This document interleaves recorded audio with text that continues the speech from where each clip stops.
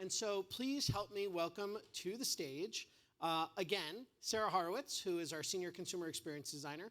And she is going to be joined by Arun Rajagopal, Ad Marketplace's Senior Director of Artificial Intelligence, Machine Learning, Search, and Optimizations. Please join me on stage.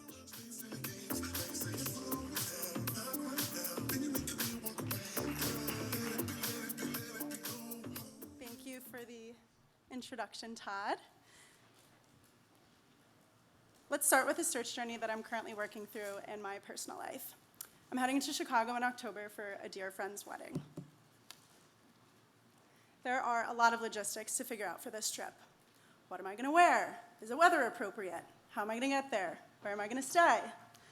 What am I going to get for a gift for the happy couple? What am I going to eat? Here are some of the queries that I've been searching along my journey. I've spent hours trying to plan it all across various publisher sites and platforms such as Google, TripAdvisor, Resy, Weather.com, shopping sites, travel sites. The list goes on.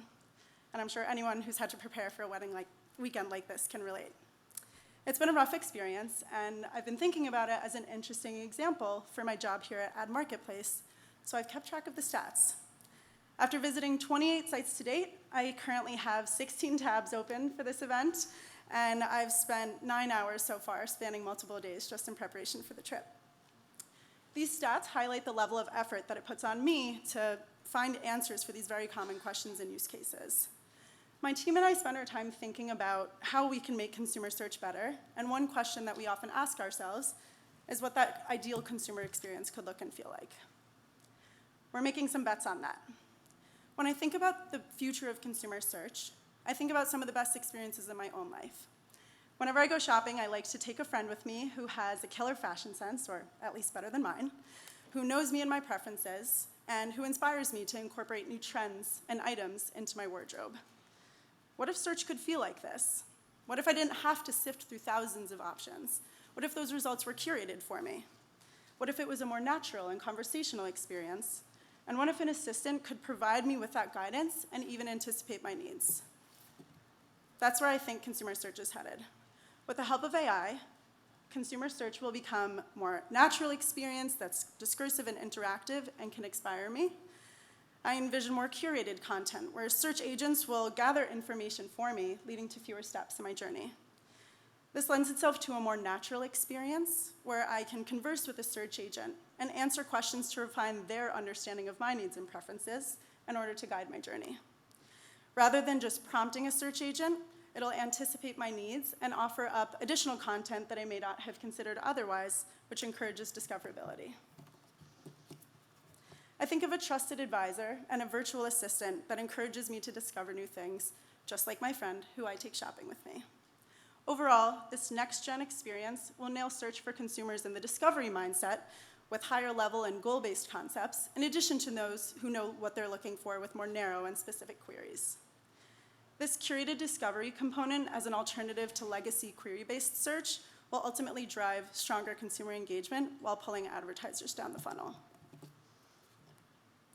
We've taken a stab at what this future experience might look and feel like in a shopping app environment with AMP Discover, our experimentation playground for next-gen consumer search.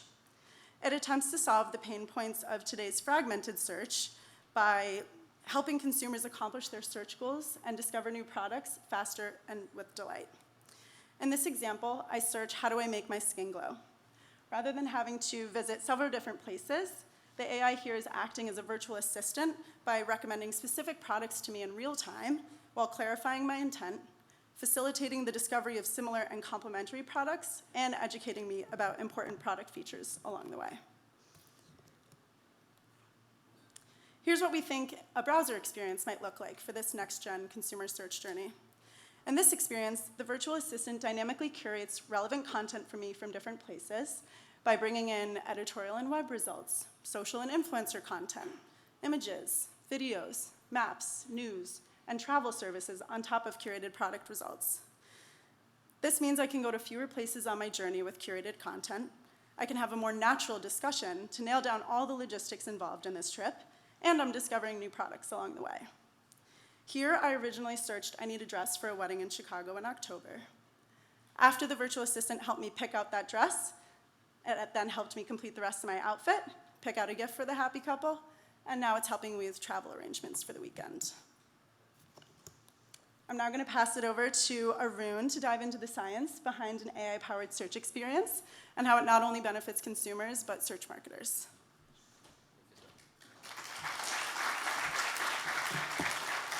Sarah, I will be back. Sarah was a little worried that we don't have any memes in our deck. That's why I said, I'm here, right? I'm going to talk about engineering challenges in front of marketing audience. Going to be fun, but I will keep it brief, just for reference. Right, so, AI kind of makes the search feel magical, right? And that's going to happen. It may not happen now. It's not magical. You may not feel it magical, but it's going to happen eventually. But to support a magical experience, there are a few engineering challenges. They're common challenges, but it's kind of accelerated in the AI world, right? The three biggest challenges is the latency. You need to keep your latency down. You can't keep your users wait for a prolonged period of time. That happened with the recent GPT, the reasoning models, right? And then the cost. You need to keep the cost lower for the unit economics to make sense, right? And third is, it has to be highly relevant. And there are a few innovations that my team has done, and so I want to quickly just talk about that. The first thing is prompt compression. Prompt compression is, you may have noticed when you interact with AI systems, the longer your input is, the slower the response is, right? So you take some of the common and the frequent part of your prompt. Hey, I work for this company, and this is a project that we are working on. This is a challenge. Kind of take that, and you create some code. You convert that into a code word, right? So you convert that as MKT Promo 3030.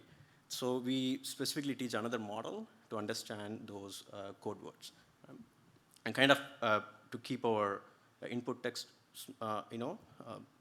short, crisp, and that's going to improve the latency. And the second is the custom trained model to improve relevance. These large models are kind of generalist, right? So they know everything, but it's that kind of overkill. It's expensive, it's slow, and we kind of use some smaller models, and that we kind of train specifically for certain tasks. It's like how somebody knows how to walk versus somebody knows how to walk in the New York City streets, right? That kind of helps with reducing the cost because you can go with the smaller models. Finally, it's the relevance. So we use vector search combined with a keyword search. So it's kind of an improved version of your broad match type in the keyword world, right? It kind of increased the relevance, the recall and coverage. And we use our focus groups, our internal beta testing, so collect some implicit feedback from our users, the clicks, the ratings, the conversions, and we use that to fine-tune this vector search model. And it's also multi-modal, so it can understand images, video, text, audio, and all of that. Yeah, that's pretty much it. I'm allowed to talk more about it, and I'm having some conversation with you all, but maybe in the dinner as well. Right. Great, thanks.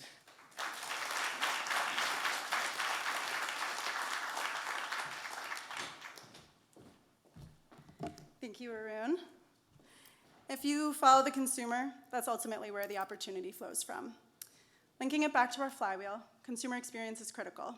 A stickier and more engaging consumer experience on our publisher platforms creates more value and lift for our advertisers, which in turn drives yield for our publishers and enables them to create more of these innovative and delightful search experiences. Thank you.